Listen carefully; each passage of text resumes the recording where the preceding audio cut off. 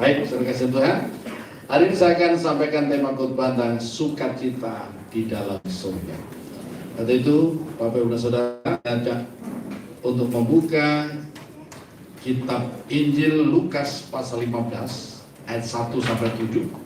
Seperti biasa saya mengundang Bapak dan Saudara untuk berdiri dan kita akan membaca bergantian ayat firman ini. Saya undang jemaat berdiri sekali lagi. Ya, saya akan baca ayat yang kecil, nanti jemaat bersama-sama membaca ayat yang genap sampai ayat yang ke-7 nanti kita akan baca bersama-sama. Haleluya. Yang sudah ketemu katakan haleluya. Haleluya. Ya. Lukas pasal 15 ayat yang pertama. Para pemungut cukai dan orang-orang berdosa biasanya datang kepada Yesus untuk mendengarkan Dia. Ayat 2. Maka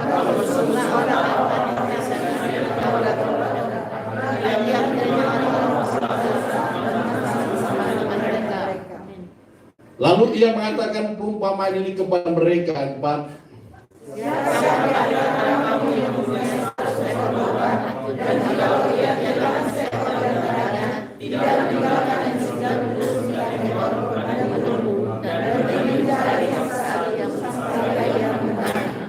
Dan kalau ia telah menemukannya, ia meletakkannya di atas bahunya dengan gembira.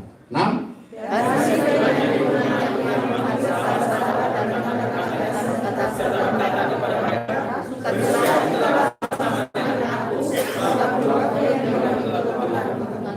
Ayat 7 kita baca bersama-sama 2, 3. Aku berkata kepadamu, demikianlah juga akan ada sukacita di surga karena satu orang berdosa yang bertobat lebih daripada sukacita karena 99 orang benar yang tidak memerlukan pertobatan. Amin. Silakan duduk.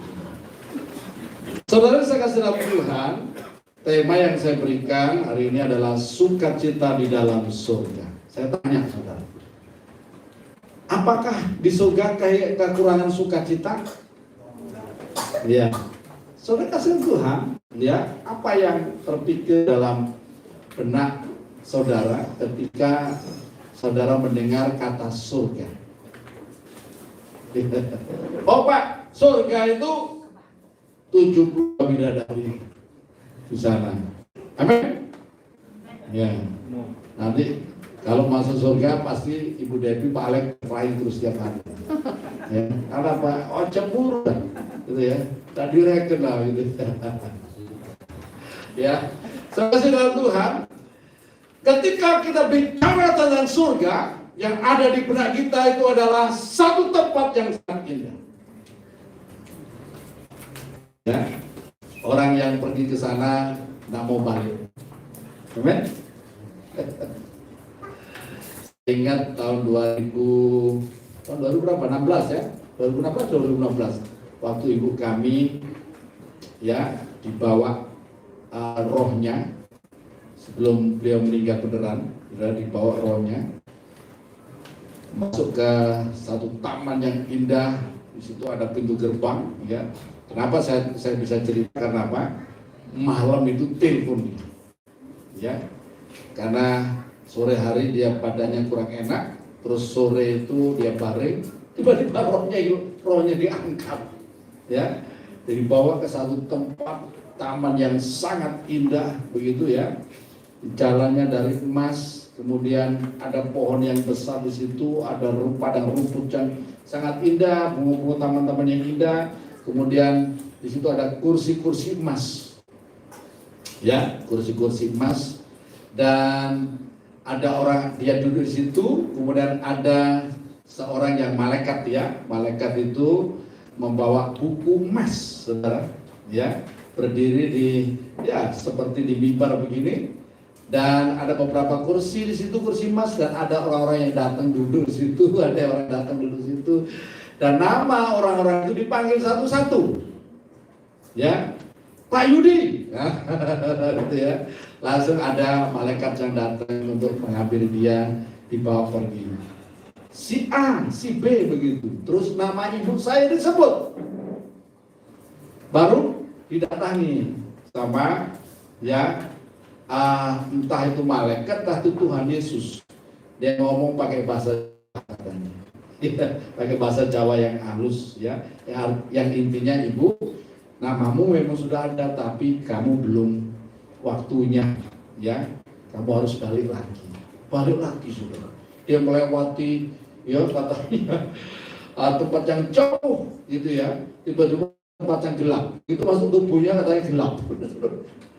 Gelap baru dia sadar. Bangun, setelah bangun dia telepon kami. Ya, telepon saya malam-malam itu. Jadi besoknya saya langsung sampai Gembala pulang ke Sidoarjo sana. Ya. Dan kemudian saya berpesan pada kami, kalau sekali waktu saya nanti pulang, saya sudah tahu tempat saya. Indah luar biasa. Saya sebenarnya mau saya gitu ya. Saya sudah mau pulang, luar biasa gitu ya. Dan saya pesan, kamu jangan nangis kalau saya pergi ya. Akhirnya ibu kami pergi benar ya, tahun 2018 ya. 2018 pergi beneran ya. Saya ingat pesennya, kalau saya pergi jangan kau nangis, ya sudah, saya dikasih Tuhan ya. Kami ya sebagai anak ya sedih ya, tetapi karena ingat pesennya, saya tahu di mana saya pergi, saudara. Dan setiap orang Kristen ya sudah tahu tempatnya, amin. Haleluya, haleluya. Saudara Tuhan, surga tempat yang indah, tempat yang permai, ya, penuh sukacita, damai, tidak ada tetesan air mata. Ya, namun di sini dikatakan bahwa, ya, akan ada sukacita kalau satu orang bertobat. Saya akan baca ayat 7. Aku berkata kepadamu, demikianlah juga akan ada sukacita di surga karena ya satu orang berdosa yang bertobat. Artinya apa ini saudara? Surga bukan kekurangan sukacita, namun bertambah sukacitanya itu ketika orang Kristen diberkati, amin.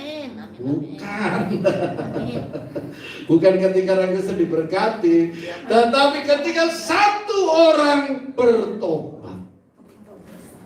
Kalau orang Kristen diberkati biasa surga dan terlalu sukacita. Ya senang lah.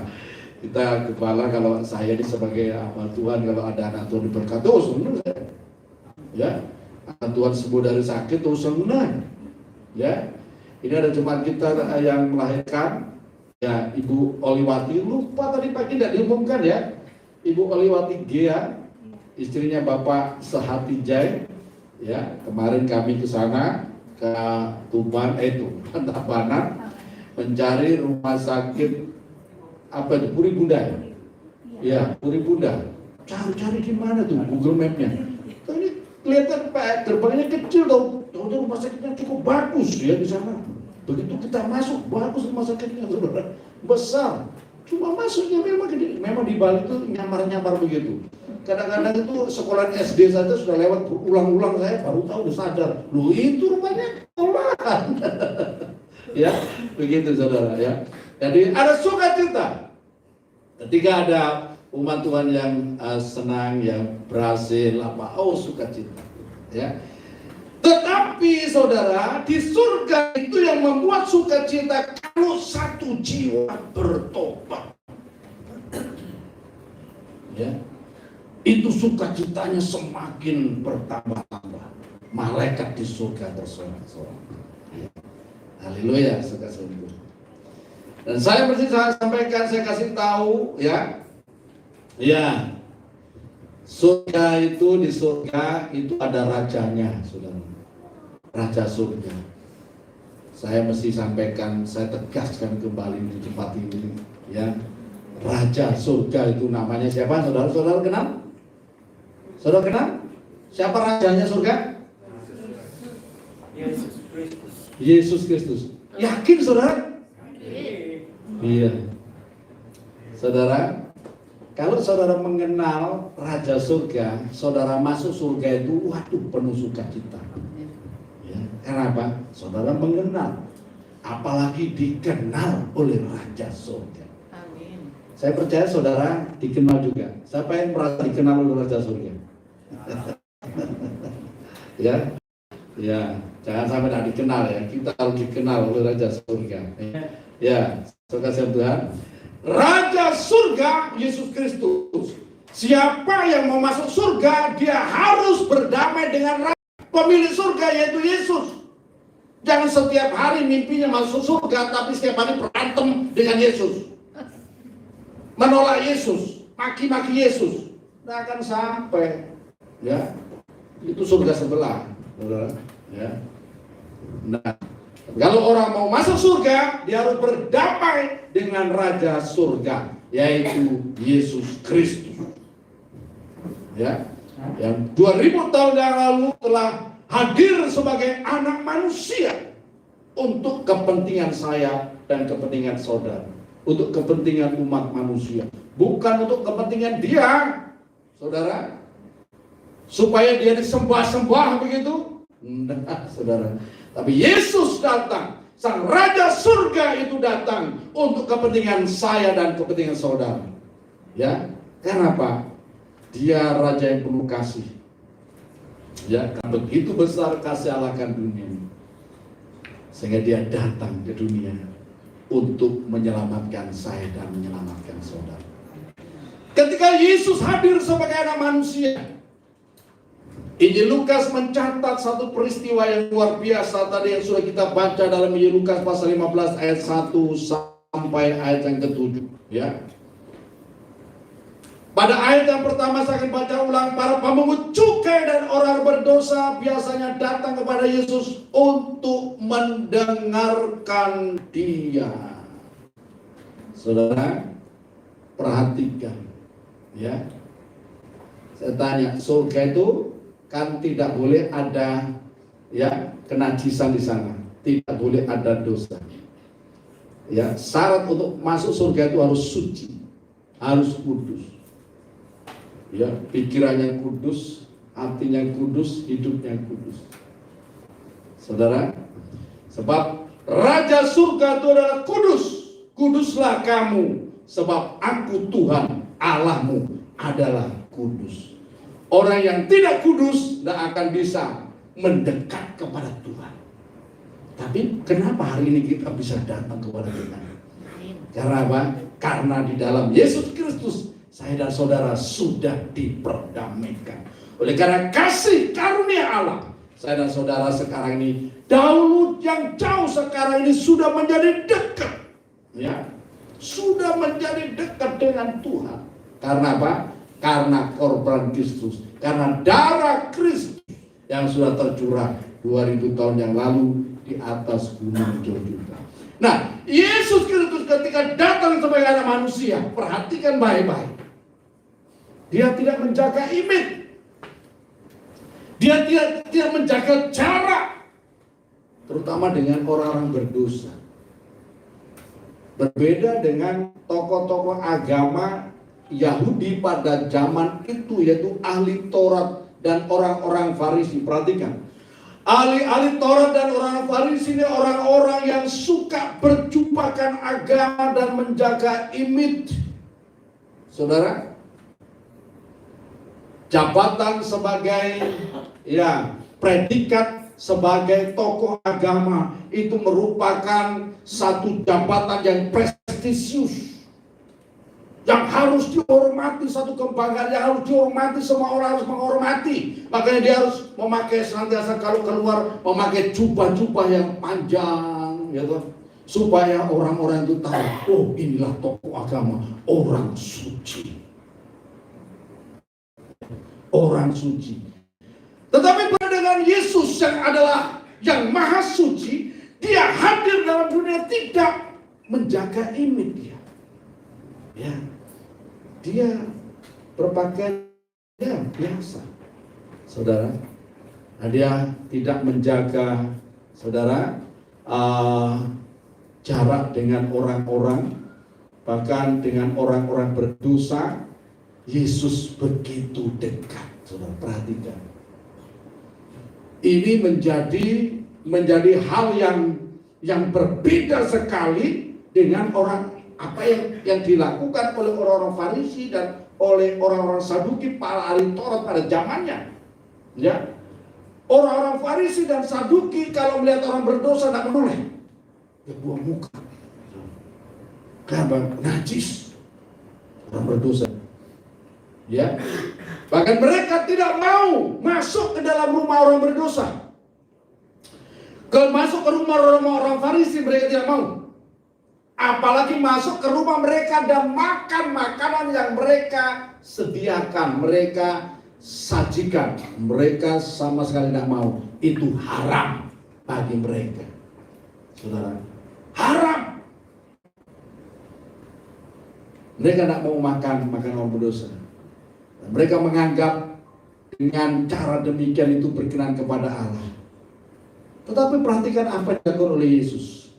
Ketika Yesus datang ke dunia, maka orang-orang berdosa, orang-orang pemungut cukai biasanya datang kepada Yesus untuk apa? Untuk mendengarkan Dia.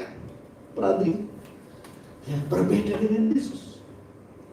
Orang-orang pemungut cukai, ya, yang dianggap oleh orang-orang Yahudi itu, para pemungut cukai ini disamakan dengan orang berdosa yang lain, ya, sebagai antek penjajah, sama dengan yang lain, ya. Dan orang berdosa, sebutkan orang berdosa, ya. Orang berdosa itu salah satunya pezina, ya, pemburit, banci, amin, iya. Pemburit, ada yang tidak tahu pemburit, ya.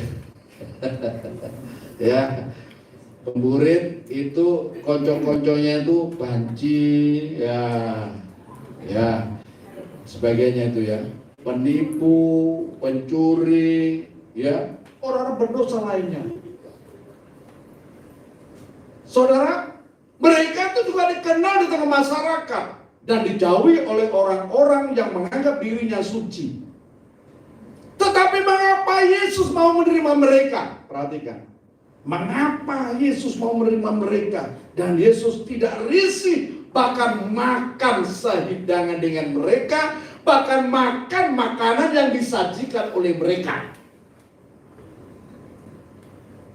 Saudara, artinya apa? Kalau orang mau makan makanan yang disajikan oleh orang berdosa ini, artinya apa? Ya, yang menerima.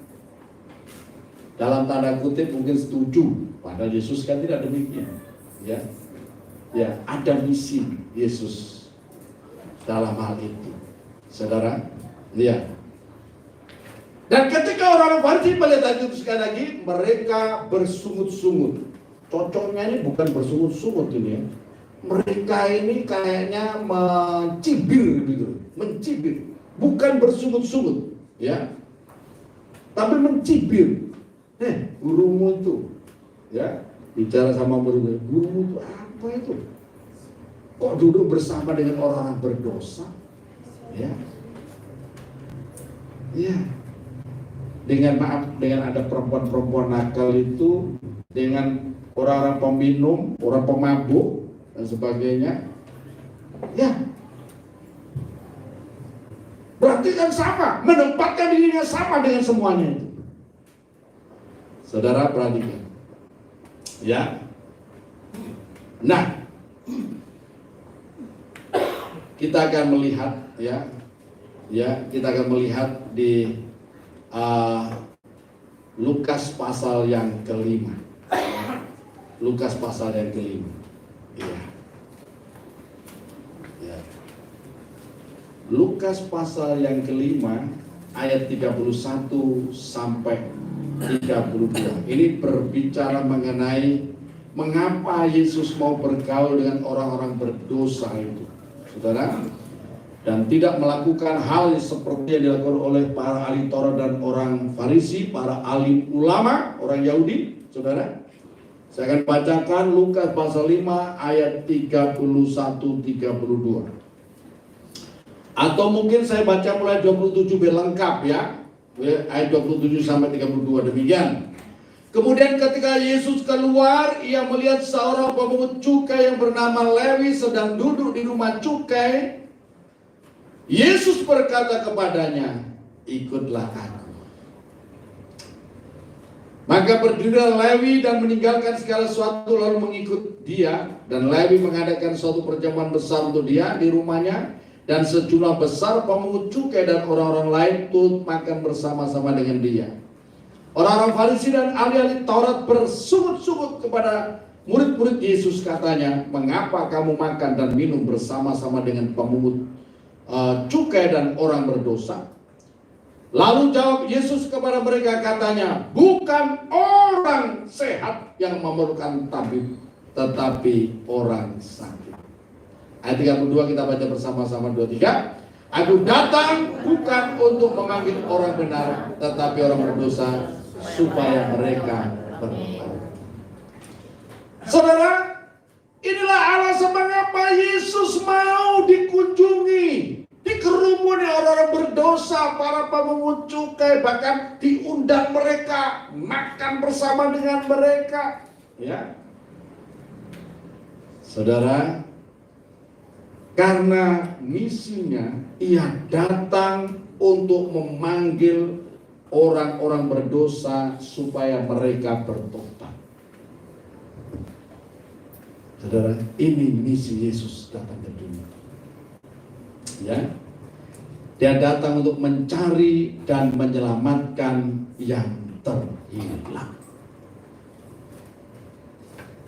Ya, bukan orang sehat yang membutuhkan tabib, tetapi orang yang sakit. Haleluya. Ya. Maka Yesus mau datang. Dan mereka mau ke dunia ini, ya. Dan mereka orang berdosa pada berkumpul datang. Supaya bertobat dan supaya dibenarkan di dalam Tuhan. Haleluya. Saudara. Ya. Dan bersyukur hari ini kita berada di sini. Kalau saya tanya, siapa dalam hidup ini yang tidak pernah berdosa? Tidak ada. Semuanya kita dulu orang berdosa. Bahkan mungkin saat ini ada juga yang masih senang dengan dosa-dosa. Yang senang dengan dosa saat ini sadari bertobat, amin. Nanti saya kirimi lagu saya, judulnya Bertobatlah. Amin. Ya. Haleluya. Saudara Tuhan, ini misi daripada Yesus. Aku datang bukan untuk orang-orang benar, ya, tapi aku datang untuk mencari orang-orang yang berdosa. Bukan orang sehat yang memerlukan tabib, tapi orang sakit, ya. Aku datang bukan untuk mencari orang benar, tapi orang berdosa supaya mereka bertobat. Dan hal ini harus bisa dimengerti, didengar oleh setiap orang, saudara. Dan hari ini saya sampaikan, ya, biarlah khotbah saya ini didengar sama setiap orang yang ada di luar sana. Ya, saudara, biasanya kalau orang berdosa, ya, merasa tidak layak dan sebagainya. Ya, nah, saya ingatkan, tolong tayangkan Matius pasal 11 ayat yang ke-28 sampai 30, ya. Matius pasal 11 ayat 28 sampai 30. Demikian undangan Tuhan Yesus kepada setiap orang, ya, terutama orang yang berdosa, ya, atau orang yang punya masalah, punya beban. Marilah kepadaku semua yang letih lesu dan berbeban berat, aku akan memberi kelegaan kepadamu. Sampai di situ aja, ya, ayat 28 aja, ya. Inilah undangan Tuhan Yesus untuk setiap orang, terutama orang-orang yang berbeban berat. Berbeban berat karena apa? Ya, beban yang begitu menekan setiap orang, yang begitu berat, ya. Yang paling membuat berat kehidupan ini adalah beban dosa, ya, dosa. Kalau orang itu dalam dosa, itu bebannya berat. Dan firman Tuhan katakan, marilah kepadaku semua orang yang letih lesu dan berbeban berat, aku akan memberikan kelegaan kepada. Ya, bagaimana kita diberikan kelegaan? Tuhan akan memberikan pengampunan dosa untuk saya dan saudara. Ya, ketika saya mengalami jamahan Tuhan, ya, mengalami lawatan Tuhan dalam hidup saya merasakan sukacita yang luar biasa, damai sejahtera yang tidak pernah saya alami sebelumnya, itu mengalir dalam hati saya, mengalir dalam hidup saya, luar biasa. Maka menjadi orang Kristen, ya, yang mengalami perjumpaan dengan Tuhan, saudara, itu kesaksiannya begitu luar biasa, saudara. Rasanya kalau diceritakan itu tidak bisa, ya, diungkapkan dengan kata-kata. Kenapa? Sukacitanya luar biasa gitu kalau menjadi orang Kristen itu, saudara. Saudara mengalami kelahiran baru, mengalami perjumpaan dengan Tuhan, ya, luar biasa. Makanya tidak sebanding dengan, ya, seperti Rasul Paulus katakan, apa yang dahulu merupakan kebanggaan bagiku, ya, yaitu bahasa saya, ya, tidak sebanding dengan apa yang aku terima hari ini. Bahkan dahulu yang merupakan kebanggaan itu merupakan sampah bagi hidup saat ini. Kenapa? Karena sudah menerima Kristus. Karena menerima Kristus dalam hidupnya. Sukacita dalam Tuhan, ya.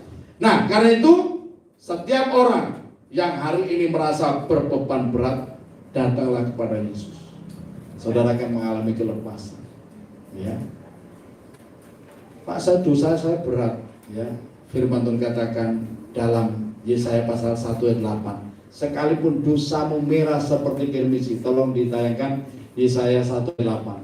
Sekalipun dosamu ayat 18, ya. Marilah baiklah kita berperkara firman Tuhan, sekalipun dosamu merah seperti kirmisi, ya, akan menjadi putih seperti salju. Sekalipun berwarna merah seperti kain kesumba, akan menjadi putih seperti domba. Saudara, ada solusi di dalam Kristus Yesus. Kemudian yang berikutnya, saudara, ya, yang kedua, ia datang bukan untuk menghakimi, tetapi untuk menyelamatkan setiap orang. Sekalipun Yesus Kristus itu adalah hakim yang adil di akhir zaman, seluruh penghakiman umat manusia, seluruh umat manusia nanti akan menghadap takhta pengadilan Kristus. Tetapi itu saatnya nanti. Tetapi hari ini dia datang bukan untuk menghakimi semua orang. Saudara masih ingat ketika ada seorang perempuan yang berdosa, ya, yang sedang ketangkap basah melakukan perzinahan? Apa hukumannya? Mati. Dia harus dirajam dengan batu sampai mati. Para imam orang Yahudi pada waktu itu pagi-pagi mendapati seorang perempuan yang sedang melakukan perzinahan, dan itu dibawa kepada Yesus. Guru, menurut hukum Musa, ya, perempuan ini harus dirajam dengan batu. Sekarang apa, ya, pendapat guru? Tuhan Yesus hanya duduk, saudara, dan menulis di tanah. Saudara tahu apa yang ditulis? Tahu? Saya juga tidak tahu, saudara. Ya, dia menulis itu, katanya di YouTube itu ada yang tahu, katanya, oh itu yang ditulis Tuhan Yesus. Itu kan perkiraannya dia saja. Ya, nanti kita akan tanya sama Tuhan. Tuhan, itu nulis apa? Saudara, ya, Tuhan Yesus menulis di tanah, ya. Ya.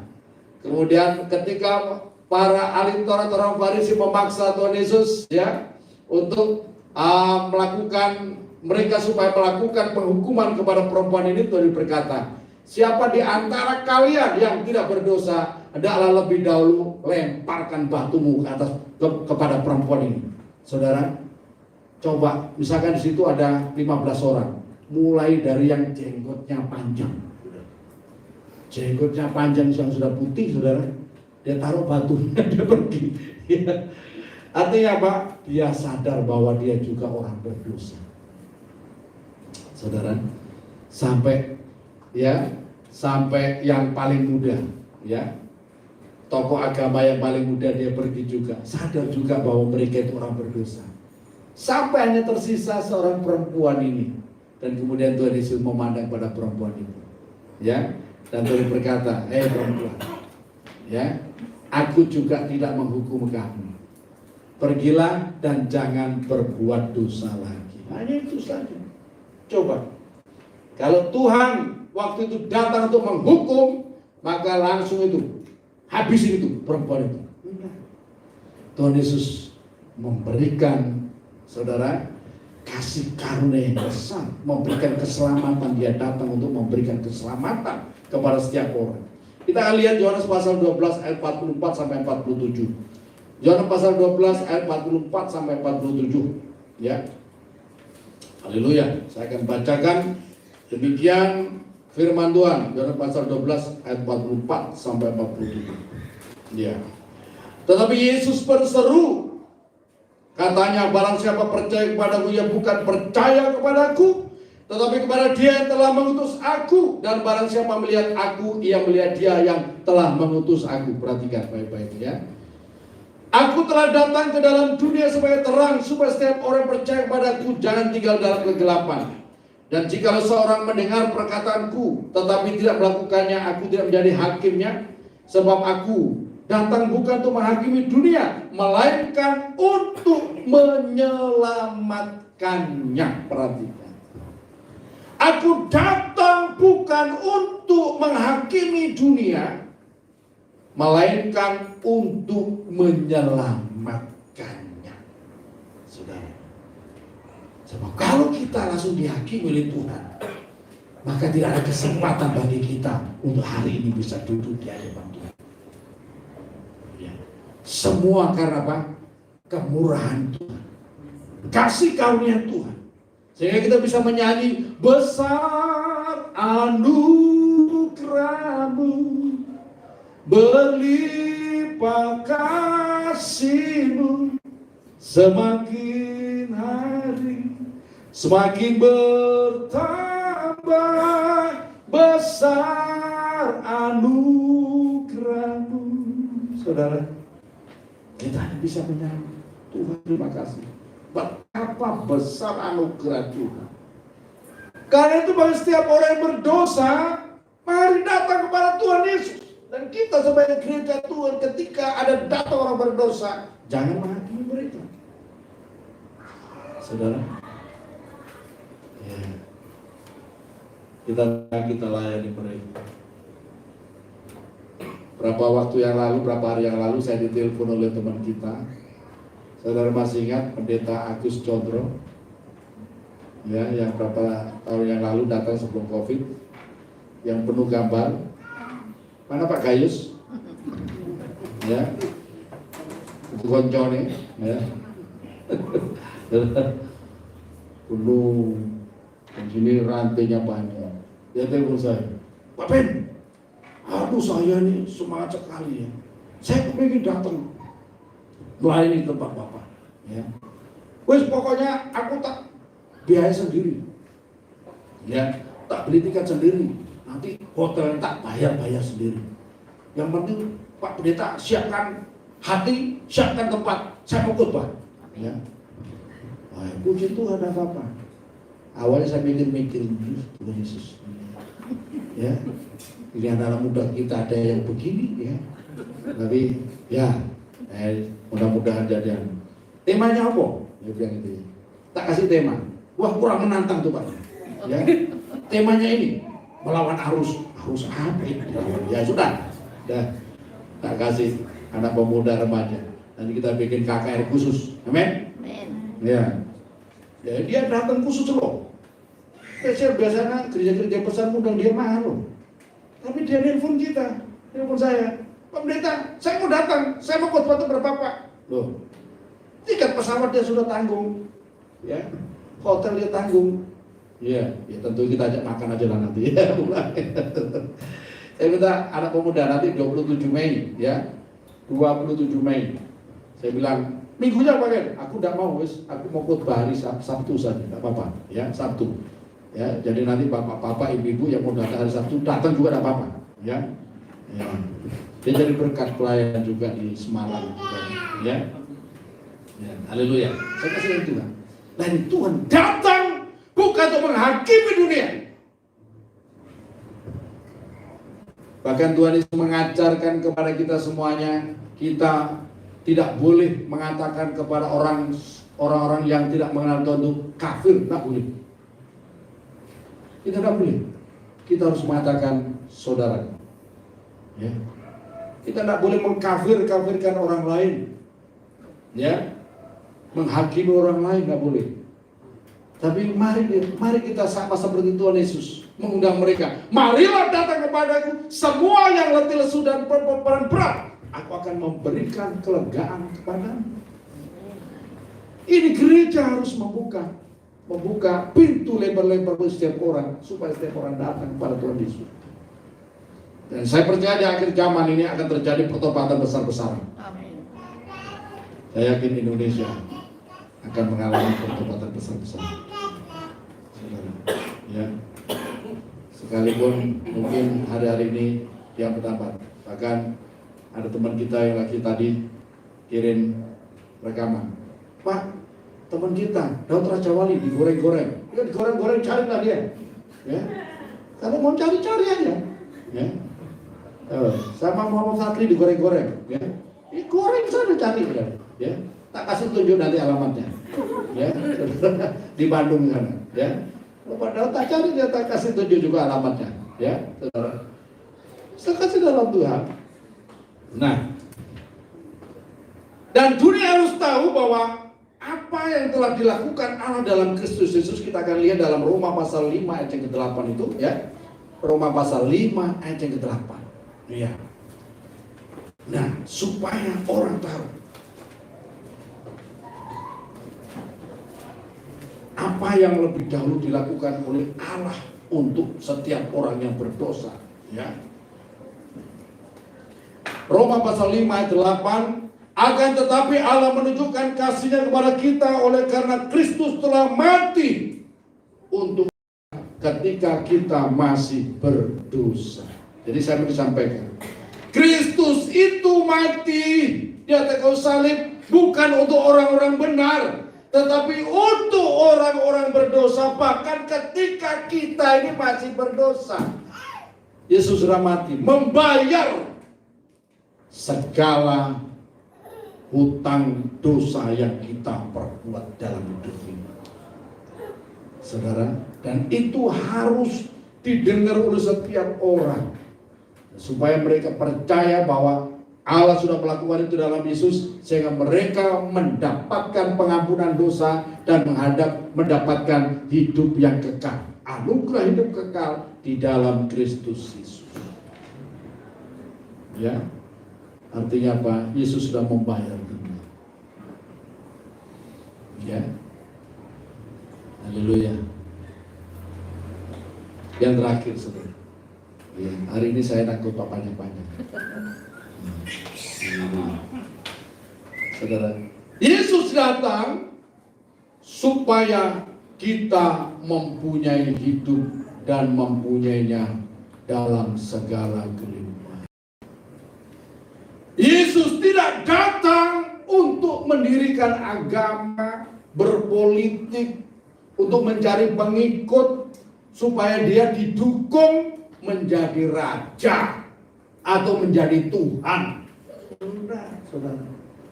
Justru Yesus datang menanggalkan seluruh eksistensinya. Ya. Coba kita lihat itu, apa yang dituliskan oleh Rasul Paulus dalam Filipi pasal yang kedua. Saya akan bacakan, saudara, ya. Filipi pasal yang kedua. Ini yang dilakukan oleh Yesus, ya. Ayat 5 sampai ayat yang ke-8 saya akan bacakan. Hendaklah kamu dalam hidupmu bersama menaruh pikiran perasaan yang terdapat juga dalam Kristus Yesus, yang walaupun dalam rupa Allah telah menganggap kesetaraan dengan Allah itu sebagai milik yang sebagai milik yang saya akan baca ulang ayat 6, yang walaupun dalam rupa Allah tidak menganggap kesetaraan dengan Allah itu sebagai milik yang harus dipertahankan, melainkan telah mengosongkan diri sendiri dan mengambil rupa seorang hamba dan jadi sama dengan manusia.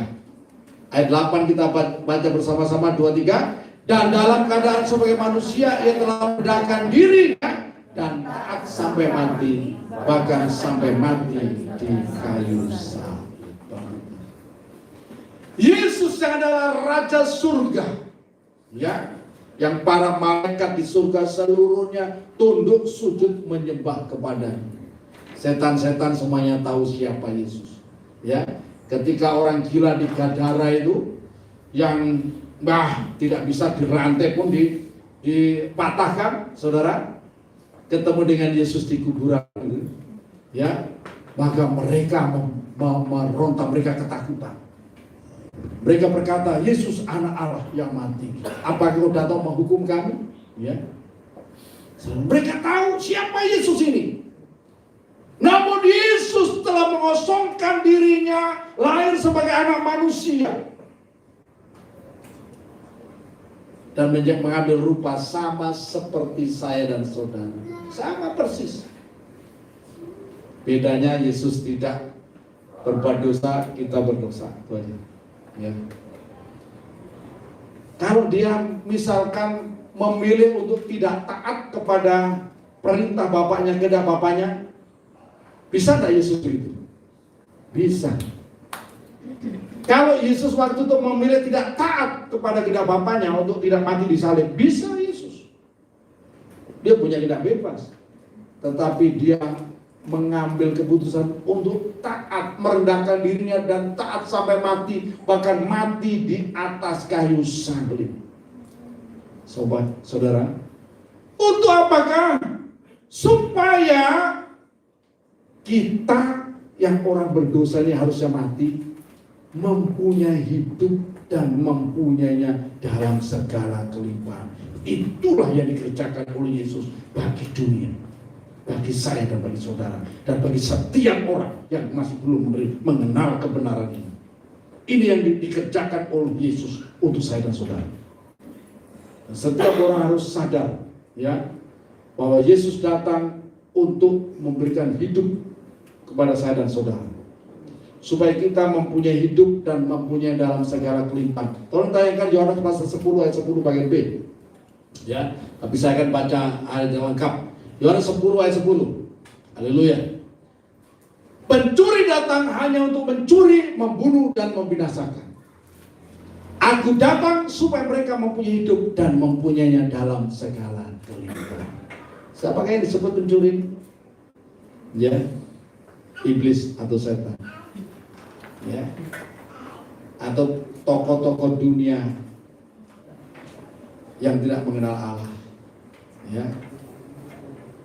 mereka mengorbankan orang lain supaya apa? Supaya dia mempunyai hidup. Ada banyak tokoh-tokoh dunia ini bagaimana mempertahankan supaya dia ini tetap eksis, tetap hidup, anak buahnya dikorbankan. Yang lain mati tidak apa-apa, yang penting ini hidup. Tapi Yesus tidak demikian. Yesus tidak demikian. Yesus mengambil tempat yang rendah supaya kita yang rendah ditinggikan. Yesus mengambil kematian supaya kita yang mati ini memperoleh kehidupan. Yesus mengambil tempat yang hina supaya kita yang hina ini dimuliakan. Saudara, saya mesti ingatkan akan kasih karunia dalam Kristus Yesus dalam 2 Korintus pasal 8 ayat yang ke-9 itu. Kita akan baca bersama-sama 2 Korintus pasal 8 ayat 9 itu, ya. Ya. 2 Korintus pasal 8 ayat 9. Cepat, ya. Kita baca bersama-sama. 2, 3. Karena kamu telah mengenal kasih karunia Tuhan kita Yesus Kristus, bahwa ia yang oleh karena kamu menjadi miskin sekalipun ia kaya, supaya kamu menjadi kaya oleh kemiskinannya. Perhatikan, ini yang dilakukan oleh Yesus untuk saya dan saudara. Ia mengambil posisi, ya, menjadi miskin supaya di dalam Dia kita menjadi kaya. Dalam segala hal, roh, jiwa, dan tubuh saudara, ya, diperkaya dalam segala sesuatu untuk dapat apa? Memuliakan Tuhan dalam hidup. Saudara, ini yang dikerjakan oleh Yesus, visi misi Yesus untuk saya dan saudara. Nah, saudara, jadi sekali lagi, ya, hanya orang sakit yang perlu tabib. Ya. Nah, sekarang saya sampaikan, ya, ini undangan Yesus, ini yang sudah dikerjakan oleh Yesus, ini anugerah yang sangat besar. Ya. Jangan sampai menjadi sia-sia apa yang sudah dilakukan oleh Yesus untuk kita semuanya. Ya. Jangan sampai menjadi sia-sia. Ada orang-orang yang tidak mau datang kepada Tuhan Yesus, padahal pintu anugerah sudah dibuka begitu lebar, begitu tak terbatas. Ya, kasih karunia yang diberikan kepada dunia ini oleh karena Yesus Kristus begitu besar. Begitu Rasul Paulus sekarang katakan betapa dalamnya, betapa lebarnya, betapa tingginya kasih Allah. Tapi kalau ini tidak mendapatkan respon, tidak mendapatkan, ya, perhatian dari orang lain, saya katakan betapa ruginya. Tapi memang ada orang-orang yang tidak mau merespon itu. Ya, salah satunya itu, ya, kapan hari itu saya sempat singgung orang-orang yang beruang. Amin. Ya. Saudara, dan orang-orang yang merasa benar, orang-orang yang merasa, ya, paling beragama, saudara, itu mereka tidak mau datang kepada Yesus. Karena apa, saudara? Karena mereka sudah merasa cukup, merasa kenyang. Dan kalau mereka tidak mau datang, saudara, maka mereka tidak akan menerima kehidupan yang kekal, tidak akan menerima pengampunan, tidak akan menerima kelegaan dalam hidup ini, dan tidak ada masa depan buka kepada mereka semuanya. Karena itu, melalui khotbah saya pada malam hari ini, saya mengetuk hati semua orang. Entah saudara orang berdosa atau orang yang biasa saja, atau tidak merasa berdosa, ya, kecuali orang yang tidak merasa berdosa, saudara. Ya, mari datang kepada Tuhan Yesus. Ya. Dan orang-orang yang kaya, orang-orang yang miskin, biarpun orang saudara kaya, tapi firman Tuhan katakan dalam Matius pasal 5 ayat ketiga, berbahagialah orang yang miskin di hadapan Allah. Artinya apa? Merasa kurang. Bukan siapa-siapa, bukan apa-apa. Sekalipun saudara punya, ya, punya segala sesuatu, ya, di dunia ini. Tapi kalau saudara punya hati yang miskin di hadapan Allah, kita baca bersama-sama, ya, Matius pasal 5 ayat 3 ini, 2-3. Berbagai orang miskin di hadapan Allah, karena mereka lah yang mempunyai kerajaan surga. Sekalipun saudara kaya uang, kaya material, tetapi saudara di dalam hati, Tuhan, aku ini bukan siapa-siapa. Aku tetap miskin di hadapan Tuhan. Aku mau datang kepada Tuhan. Ya. Maka saudara akan menerima segala anugerah. Saudara akan menerima anugerah di dalam Kristus Yesus. Dibenarkan, diselamatkan, ya, diberikan hidup yang kekal, dan nama saudara tertulis dalam kitab kehidupan, ya. Saudara jadi anak-anak Allah. Jangan sampai orang kaya di sana, ya, menggenapi apa yang diucapkan oleh Tuhan Yesus dalam Matius pasal 19 ini. Lebih mudah seekor unta masuk melalui lubang jarum, perhatikan, daripada orang kaya itu masuk ke surga. Bukan berarti lubang jarum yang kecil itu, ya. Lubang jarum itu hanya istilah. Zaman Tuhan Yesus waktu itu kandang unta itu pintunya tidak besar, ya. Jadi itu disebut lubang jarum. Jadi onta yang punya muatan berat, punya muatan banyak, itu tidak bisa masuk kecuali dilepaskan itu.